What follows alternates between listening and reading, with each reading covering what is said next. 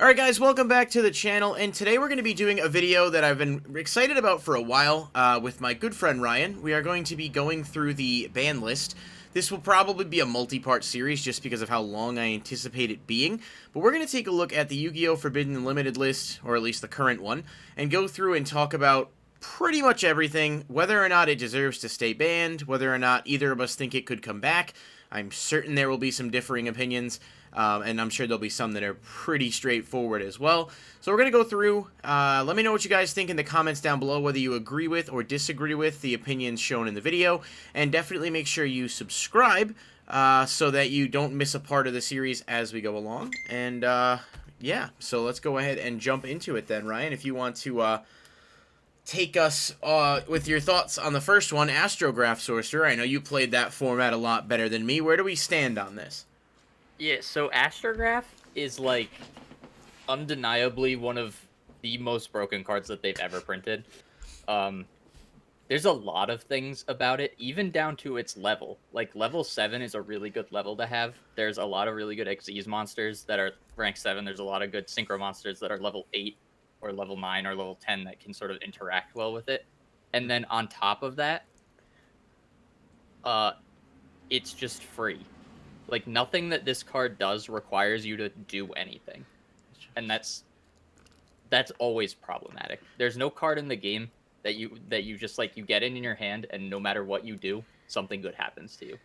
So I honestly just reread the effect of this card for the first time in quite a while, and I did not realize that it could trigger its own monster effect off its pendulum destruction, because, again, I did not play during that format. That seems absolutely insane.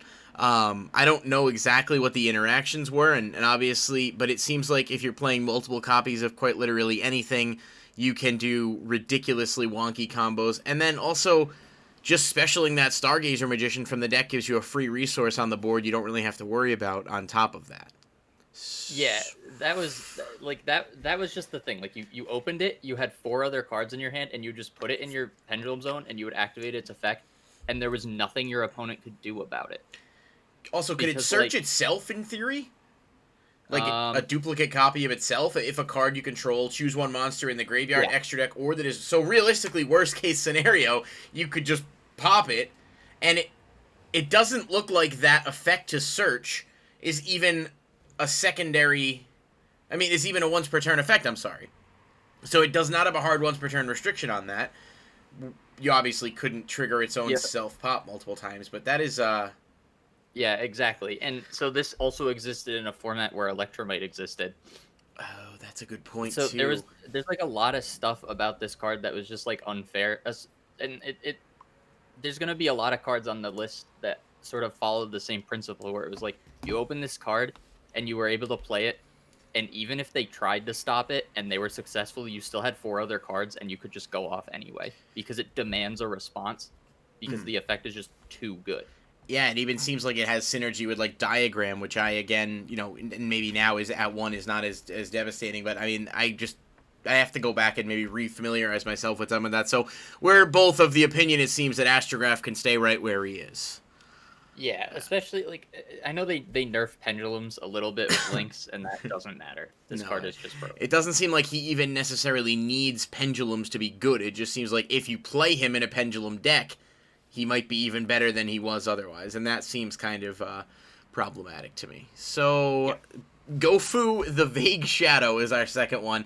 I'll take the start on this. I have zero reason to defend this card, unfortunately. It was super fun to play, and, like, when Lynx first came out, and this card was just sort of criminally overlooked at first, and then when it started to, hey, you can summon this, get these tokens out, and then you just have a billion fucking combos you can do with it. I don't think they really had much of a choice but to hit it.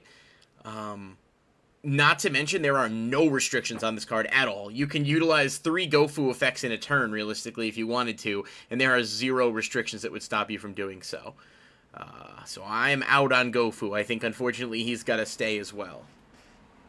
Yeah, and so there are going to be a lot of cards on this list that we could say, like, if they eroded it to say either once per turn or had more limitations, they could come off.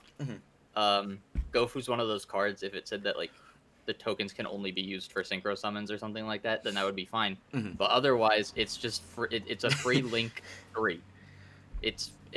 possibly more if you're playing when this card was like heavily used. One of the decks that you could play was the World Chalice deck, Mm-hmm. where you would summon Gofu, summon 2 tokens, and you would use 1 token to make Link Spider, which would get another card out of your hand. That is a good point. I didn't even think of that. Stuff like that. So the card is just unbalanced, which is sort of unfortunate. I mean, like, I don't think Blackwings are ever going to be like great again. They've got some okay tools, but it's always unfortunate where like when like a non-generic card is just generically busted later down the line. But this card can never come back. Yeah, I'm just reading his second effect too. Like, hypothetically speaking, I mean, I know Blackwings as a whole are not like that great anymore. Although, like, you know, your Simo and some other people that do Yu-Gi-Oh on YouTube also might disagree with you. However, that effect, you can essentially make a Halqifibrax with him and then banish him from your grave and use the excess token you have to bring out a level 6 Blackwing Synchro. And depending on what you bring out, I mean, you just keep laddering up into combos. So it just seems like even within his own deck, because of the existence of some of the more generic links, yeah, that's a no-go for me on that. Yeah, and you're going to see a lot of the cards on this list produce tokens. And this is true, actually. I think one of the ones we're going to... very poorly balanced around tokens. Now, the next one, Steam the Cloak, obviously. There's 2 Blackwings on the list, I think, or are there 3, I'm not sure. This card, I actually lean more towards thinking it's okay at 1 because it's a once per duel effect. But I'm a little hesitant because of the interactions with Halq, and I don't think as long as Needle Fiber exists, this card is balanced enough to be in the game, once per duel effect or not. Well, so here's the problem, and this is why I don't think it can ever come off. So its first effect is not a hard once per turn. So it puts you in this position where you can link it away, get a free token, tribute a monster, summon it from the grave, and then link it away again and get another token. And I understand that's sort of one-for-oneing, but it's one of those one-for-ones where, again, because of links, it makes it really easy to plus really for free. Like, Blackwing Steam the Cloak is also a card that's super easily searchable or retrievable from deck with a bunch of different cards, including Halberfax. So, she's not legal anymore, but if we had ever had Summon Sorceress and Halberfax in the same sphere of influence, you would be able to summon Steam off of Halberfax, make Summon Sorc, and then put a token underneath her to immediately use her effect. So, like, this card gives you a little bit too much. That's my thing. I think the token that it makes is, like, also maybe, like, a sleeper to be, like, really good in the way it's designed. It's an Aqua Wind level 1. So that's, like, a weird. really odd combination of things. So, I don't know. I don't think Steam should come off pretty much for the same reason that Gofu's there. Steam is way less free than Gofu. Yeah, I agree. But it's one of those, like, recursive loop cards where part of someone's play can just only interact with things that Steam the Cloak does for, like, 3 or 4 different pieces in a row. And I don't know. I don't feel super great about cards like that. I agree, and I think ultimately, even at the worst possible case scenario, you could normal summon this card if you brick and make an Almirage with it, and then tribute the token to revive it and link away into Halqifibrax, and you pretty much open the door to, like, a massive amount of plays. So, like, yeah. In your worst case scenario as a normal summon, that it's not like they can just... I mean, it's going to be really tricky to play around, but if they have to... You know, that's your worst case scenario with a card, I think ultimately it does justify the ban. So I'm with you on this. I think stay where it is. I don't think it would, like, break the game if it came back, but I don't think there's any need to really give that level of advantage to decks that it probably wasn't originally intended to be utilized in. So, like, this is a card, and there's going to be another sort of caveat for a lot of cards on the list, that they could come off if other cards were banned. I could see this card at 1 if Halberfax was banned. Yes, I agree. Yeah.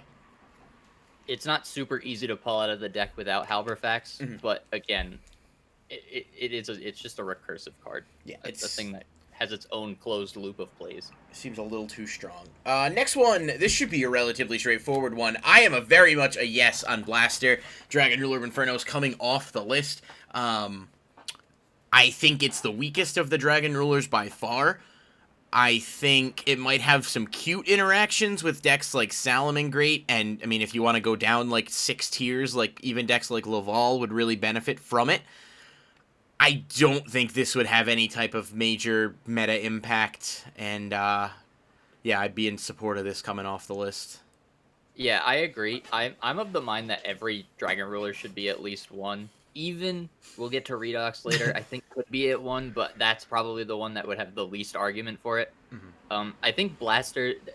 What you have to sort of use to gauge whether or not each individual dragon should come off the list is their discard effect, and I think Blaster's discard effect has aged the worst because we've transitioned out of a sort of time in Yu-Gi-Oh where floodgates are really important, and now we're in hand traps are really important, and Blaster doesn't out hand traps. Like, True. you know, what was it, like 7 years ago, 8 years ago when this card was relevant, you could use it to like pop a Vanity's Emptiness or something. That is... Stuff like that isn't as relevant anymore. Not that just like freely destroying a card on the field isn't good, because it is, obviously. Right. But the Dragon Rulers, they've just aged out. They're not broken anymore. Like, you can only use one of their like 3 effects per turn. So even if you do use it to discard and pop something, you're losing 2 cards out of your hand to pop something. Now, granted, you know, there's a lot of good cards that you can discard. You mentioned Salamangreat earlier. Spinny is like a good discard option. There's a bunch of okay discard options, but you're still losing a card out of your hand. And like I said, there's not a lot of floodgates. Right. At least not that play, yeah. Yeah, and I feel like that's where Blaster gets the most of his value, is popping problem cards, and either there aren't problem cards that he needs to pop, or he can't pop the problem cards, like Red Eyes Dragoon or something. So I'm like 100% okay with Blaster being at 1. He could probably even go to 3, and I don't think it would matter. Yeah, I don't know if I'm fully on board with 3 yet, only because I do worry that if the deck was back at full power and all of the babies are also at full power and Super Rejuve exists, it does feel like you're setting up a possibility for a return to dominance, but it could just be me remembering how the deck was quite literally tier 0 and had nothing, but I think maybe easing into it would be a better way to go. Oh, for sure. None of these should just, like, shoot Redox specifically, and I know we'll probably get to that in a bit, but I'm a little bit more iffy on Redox. Yeah, this whole thing with popping a card on the field, it's not anywhere near as insane of a thing to do in 2021 Yu-Gi-Oh! As it was in 2013 Yu-Gi-Oh! Where, like, that was a major shift for you, and it was like, okay, you're clearing a card on the field, like, you're discarding this and another fire monster. There are cards that can remove a card on the field without too much effort nowadays, and certainly I think that makes him a little less scary, but he's still a self-reviving card that can search fire dragons and has a lot of, you know, niche uses, I think. Yeah. All the dragons have utility, and I think a lot of what's going to propel any one of them to being better than the others is just sort of the type that they are. Like, fire, after they hit Salamangreat so many times, is just a very weak attribute also. That is like, also fire true. and wind are far weaker than water. Yes. When we get to title, we'll talk about water. Absolutely. But yeah, Blaster, I'm okay with. Agreed. All right, this one, I don't think we even need to dive too much into this. Block Dragon should stay right where it is. I mean, it was quite literally just an insane resource, a +2 when you resolve his effect, and Union Carrier's banned, but it really doesn't matter. This card still does way too much, and... Go ahead. This is a card that just falls into the same sort of problem that Gofu had, where it's like... And with actually probably more akin to Steam the Cloak, where like you link it away, and it does a lot more for you than it would have done if it just stayed on the field. Mm-hmm. And that's, again, cards that, especially a card that lets you search 3 monsters. Yeah. Like, granted, like rock monsters is a very specific kind of thing, and Block Dragon was kind of the only reason that type was good. Mm-hmm. But this card could literally be any type and do the exact same thing, and it would make any cohesive deck of that type broken. Honestly, I think if Reptiles had a card with this effect, you'd see weird engines playing like some of the Abyss stuff and other random Aliens Reptiles. would be going off. Aliens too, yeah. And honestly, the thing is when Adamantipator was at its height, when this card resolved, if they didn't stop it, you pretty much won, because you're getting Researcher, Seeker, and Analyzer, which are 3 monsters, all that have self-special summoning effects, and you can just, at that point, go off. And that's 2 free cards in your hand, plus the Block Dragon. Not to mention, he could be revived from grave. So he can banish to special himself from grave and do the same shit on the next turn. And he gives all rock monsters immunity to destruction except by battle. That's a lot on a card, especially with the resources it generates. Yeah, I think the thing that pushes him over the edge is the capability to special him from the graveyard. So 3 Earth monsters is a pretty hefty cost, except it's not, because you're getting 3 cards out of your deck afterwards. Not in Rocks, where they just mill everything, too. Like, Rocks can mill so much stuff, get Miracle Rupture, Foolish Burial. I mean, you can send shit to grave with ease, and it doesn't really hurt. It doesn't hurt you to banish it. And so he's just... And like I mentioned earlier, like the level 7 to 8, there's a few levels in the game that are just like really good to be. I think it's 3, 4, 7, and 8 are like prime levels to have, and it's a level 8. So like even worst case scenario, if you're in like a horrible position and you can't like for some reason get it off the board, but you can overlay it and you need to, that's also an option. Like level 8 is a really strong level to just generically have anyway. True, and of course it could then revive itself next turn and do the same thing. So, yeah, and Union Carrier was another problem, too, where you could just equip this to the deck, bypass the banishing, resolve his effect, and then fucking go ahead and special summon him after that from the graveyard. I mean, there's just so much going on with him. So, yeah, we're not moving him. No petition for Block Dragon. Alright, so this may be the first one where you and I differ. Cyberjar. I am a proponent, I've said it in previous videos, and I'll continue to say it. I actually think this card could come off the list to 1. There are obvious risks associated with it, but it's been almost 10 years, if not more. I think it deserves a chance. Now, whether or not it's a completely balanced card is up for debate. Obviously, it gives both players a major refresh with the pluses that it generates. But I would argue that A, it's a flip, so it is a little slower. And B, I think it does more to, like, shake things up in a chaotic way than it does to shake things up in a damaging or game-breaking way. But, your thoughts? So, I'm like a pretty big proponent of every card getting tried out. Like, I actually enjoyed Snatch Steal format because it was just, like, Snatch Steal's a broken card, but it was ridiculous, and it was kind of cool to see these cards just sort of come off. Yep.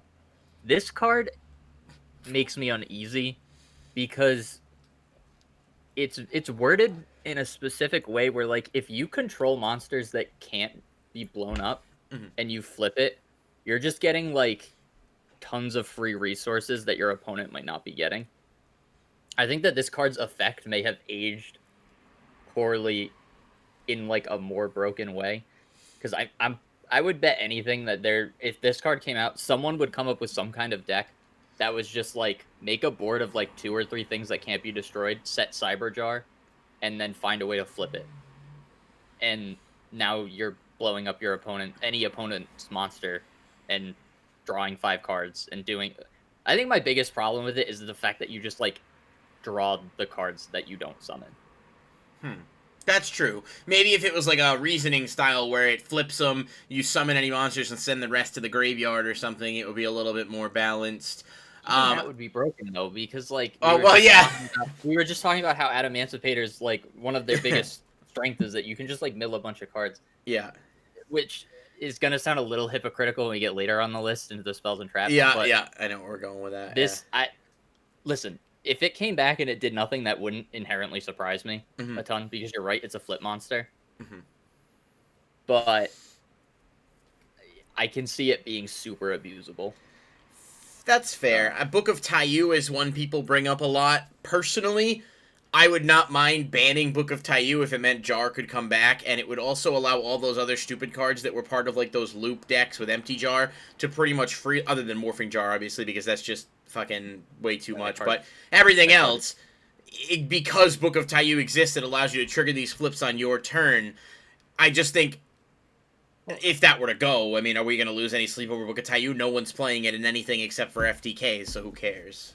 Nah, I mean, you get some, like, there's a few different ways. I mean, this is, like, super jank, but there's that entire archetype, that ritual archetype that's, like, based around flip-flopping monsters. Prediction Princess is what it's called, for anyone wondering, Yeah, Prediction Princess, because I played around with that deck when they made the Remember when they made that big jar and it copied 4 banned cards? Pot of the Forbidden, yes. Yeah. Yeah. Okay, Like, fair those are the enough. cute things. And then Book of Eclipse is a card that sometimes makes its way into the meta. Which And face down. Yeah. if your opponent has like an established board, but the monsters can still be destroyed like by non-targeting card effects, because there's a lot of monsters now that like can't be targeted, but can be destroyed by card effects. It's entirely possible that you just like set your own Cyber Jar and then just activate Book of Eclipse and kill all their monsters and potentially get a full field for yourself in the end phase after you do everything you want to do. That is true. I'd have to see the most recent wording on this too, but I almost wonder whether or not you could do some silly Droll and Lock combo where you block your opponent out of even being able to add the cards to the hand because they can't add hand from deck to hand by card effects. So I think it's up for debate, right? Like, I think this is a card that people are going to be like, what? Cyberjar could never come back. But, like, there are definitely worse cards on this list than Cyberjar, and ultimately I could look silly when it comes back and does get abused, but I mean, you never know unless you try, and I do think everything should get a chance to be reintegrated into the metagame at some point. Yeah, so we're gonna differ on this. I say no. All right, I'm saying 1 with the big asterisk, acknowledging that it's kind of a dumb idea, but very much welcoming the element of chaos that it would bring in. All right, do we even have to talk about the next one? Nah. No, Dandelion Zero. It's Gofu, but it's better. Yeah, I mean, Dandelion has no restrictions. It's as often as you can pull it off, you can do it. You can't tribute, like, you can't tribute summon with them, so that's unfortunate. You can't put your Blue Eyes White Dragon out, but unfortunate. There's no other restrictions on this card. I'm not even gonna, yeah. That makes the card terrible. Yeah, Bring it back to 3. That's true. No. Yeah, no, put Dandelion to 3. You heard it here first. Like I mentioned earlier, too, the 4 levels that I think are good are 3, 4, 7, and 8. Yeah. And Dandelion is a 3. Yeah. And so it can be used for things like Cherubini, and then just. Oh, that's true too. I didn't even think of that. And there's also the fact that with the 2 tokens, you can make Link Karibo and Link Spider off of the tokens, which give you just an insane Link ladder to start going up and fucking around. Yeah, no, Dandelion stay right where. Mention, this is like an old ass card. It's from the GX era, so it has the card text that says if this card is sent to the graveyard. So that means that if it's sent from the deck, hand, field, detaches an Xyz material, it's parking no matter what is going on. Yep. So you can do like nonsense stuff like make Levier with it and then detach from Levier to summon something and summon 2 tokens. Like this card was always nuts, and then Lynx made it like objectively one of the best cards they've ever printed. Yeah, before Lynx it was literally at 1 for the longest time, simply because you could still do absurd combos with it, and being a plant, which is one of the most supported types in the game with stuff like Lone Fire Blossom and everything else. So yeah, I mean, we're spending way too much time on this card as it is for a card that I think should be locked up. It had its time. It survived in the meta much longer than these other cards. So yeah, we're good on Dandelion. So 0, stay where he is. All right, I think we're going to differ on this one, too. I actually think Destrudo is a really useful kind of Swiss Army knife type card that serves a lot of purposes. I think with Ancient Fairy Dragon banned, it's nowhere near as problematic as it might have been. I obviously understand it was banned because of Needle Fiber, but, well, I mean, primarily because of Needle Fiber. Let's just be precise. Obviously, Dragon Ravine and stuff. I don't think this needed the hit. I think this could have been at 1 and been okay. I know a lot of people are going to disagree with that take. I have a feeling you're going to as well. It does offer a lot of reusability, but I don't think it's inherently absurd to the point of deserving a ban. So I have a couple problems with this card. The first problem is no one was playing more than 1 of it anyway, so putting it to 1 doesn't really do anything. This was a 1 of in your deck because no matter what, if it got out of your deck in any way, it was live, and you didn't want to see another one. My other problem with it is that it's not a once per duel effect, like something like Lone Fire Blossom, or not Lone Fire Blossom, the level 1 tuner. Glow Bulb, yes, which we'll get to shortly. This is a once per turn effect, and because it's not a hard life point cost, it's like Solemn Judgment. If you make it to your next turn, you can just summon it again, over and over again. And it also has the benefit of, again, being one of those monster levels that I think is really good. But it even synergizes better because it can also make level 7 synchro for free. So there were really silly combos with Dragon Ravine and Ancient Fairy Dragon, and that's why I said it.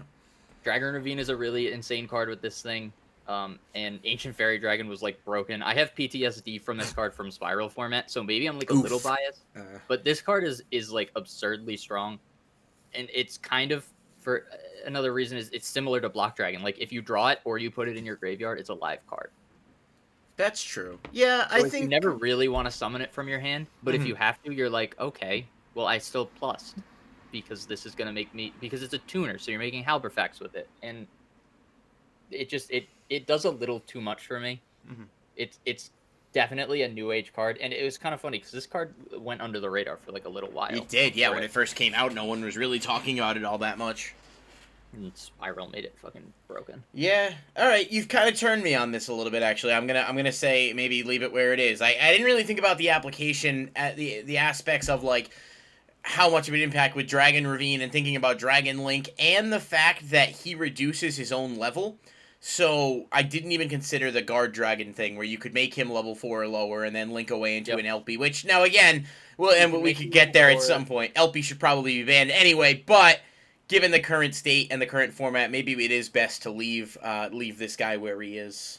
He also just has like the kind of cute added extra that he has 3,000 defense, and that's enough to not be able to be run over by most boss monsters in the game. That is true. Although Blue Eyes could, well, no, Blue Eyes couldn't. Oh, they would tie it. Horn of the Unicorn on a Blue Eyes White Dragon would definitely allow you to get over that. That's certainly a strat that you could try. Just saying. I don't know if I'd recommend it. All right, well, we'll have to see. Next one, I genuinely feel like this is going to be the quickest one on the list here. This card is disgusting. It destroys the rule book. It has so many weird rulings. It's a nightmare. It's basically one of the only cards in the game that like places an active effect on something and thereby makes it borderline impossible to nullify that effect. I am very much out. Zero. Yeah. Anyone that played through this format should want this card banned. This is the card that broke the camel's back and finally got Lavalval Chain banned. Yep. And I think that's all you need to know about it. Yeah. This card is broken. It ruled a format for 3 months. This was the best card in a format where Snatch Steal was legal. Also true. And you couldn't even counter it with Snatch Steal. So for those of you who didn't play in the format when Jin, or if you're newer to the game, just understand that one of the best decks in the game at the time was Nekroz. Nekroz is still pretty solid as a rogue option now, but it doesn't have the power that it did back then just because of power creep. But Nekroz was a lot harder to take down back then, especially with Vanity's Emptiness. You could put out a Unicorn with making it with Jin, and then your opponent couldn't special summon or activate monster effects, and you had that extra Vanities if they somehow got over it. Zero, stay where it is. I'm all set. Never come back. Next one, Eclipse Wyvern. Eclipse Wyvern is a weird card for me because I never thought it needed to be at 0. I thought 1 was perfectly fine. They moved it from 3 to nothing without really testing it at 1. I know it was preemptive because of FTKs, and I also know that, as a rule of thumb, because it has that Dandelion clause where if it's sent to the graveyard, you can banish one. But, I don't know, I played through formats with this with Judgment Dragon and stuff. I remember it being a fun but powerful card, but it definitely, to me, was okay because it was balanced out by other things. I wouldn't hate if they put it to 1, but I guess I'm saying I see why it's banned, so I'm kind of on the fence. So I'm going to say no, because this is a card that ages poorly in the sense that every time they print a new Chaos monster, it's either going to be a light or dark, usually dragon type at around level 7 or higher, or it's going to be a level 4 light or dark monster that can banish 1 card from their graveyard to summon it. Like Chaos Valkyria. True. And this card is like a really crazy thing. So like the longer the game goes on and the more Chaos cards they print, the more other cards they would have to ban instead of just banning Eclipse Wyvern. Yeah, that's a fair point. I don't really have a problem with it at 0. All right. I mean, I guess I wouldn't be outraged if it was at 1. I think it's a cute card, but I also think at 1 it's nowhere near as good. And I almost think if you have the choice between playing this at 1 or Starliege Safer at 3, you know, within the confines of a deck, like, you're probably better off just going Safer, because it does feel like Safer's sort of the modern era version of what Eclipse Wyvern was when it was like a super strong card. Yeah, I don't think I would mind it at 1, but this card staying at 0 doesn't annoy me. I think 0 is a perfectly fine place for it. All right, fair enough. Now, we are nearing the mark about when we wanted to cut this first video, so we're going to wrap up on one that I think will be pretty interesting, and then you guys have to come back for part 2. Fairytale Snow. Perhaps one of the in my opinion, coolest cards in terms of interactions, in terms of what it does, in terms of what it did, the impact it had on Thunder Dragon as well as other decks. Selfishly, I would actually welcome this card back because I'm working on the Fairytale deck now with some of the new support they got. I think it would be a blast to have this card and be able to play it. But that's my player brain thinking, sort of like, oh, it'd be fun to play with this. Realistically speaking, I get why it's here. It has no restrictions. It can do its own effect a billion times, and it really doesn't matter. I mean, you played through these formats when this card was legal. I didn't, but I'm very much familiar with what it did, so I'm guessing you're going to be on that same line here. So I'm like almost the exact same as you. So me, personally, as a human being who plays YuGiOh, I want this card to be at 4. Like, I want to be able to play as many copies of this card as possible. The format that I played this card as long as it was legal. In every deck I played, because almost every deck I played could just abuse the hell out of it. And it was just, okay, so another thing is Book of Moon, I think, is one of the stronger spells in the game. Mm-hmm. And this card is a Book of Moon that also has 1850 attack, which is just enough to beat over really good cards. And then, so I played it in Infernoids. I played it in Zodiac Infernoids. Mm-hmm. And it won you or maybe it wasn't Zodiac. No, it was. It came out in the Dark Illusion. So it would have been like the late Zodiac period. Mm-hmm. Zodiac came out in Raging Tempest, which was right after Dark Illusion. Yeah, so I played this in Infernoid Zoo, and it won you the mirror on its own because flipping something face down the turn it summoned, if you're not playing against a fusion deck, immediately turns every deck off. And so Synchro deck's dead. Link deck's dead. Xyz deck's dead. Even Pendulum decks sometimes struggled because you would just flip down like a good card that they needed. Not to mention, this thing could stop you from getting OTK'd because it could summon itself from the grave. You could banish cards that you didn't want in your grave anymore. And then Thunder Dragon came out, and you could proc off on your opponent's turn. Yeah. Quick. So you would, off of this thing, you would be able to summon it, Book of Moon a card, summon a monster from deck, search any Thunder Dragon card, search a Thunder Dragon egg, and then reload your hand. Yeah, that's a lot. And I'll tell you the one thing that makes me, that I would love, so the Fairytale deck, which now has the new one, Rochko, which came out in Ghost from the Past, which is basically like a duality for you, except your opponent picks the card. So it gives you some extra advantage.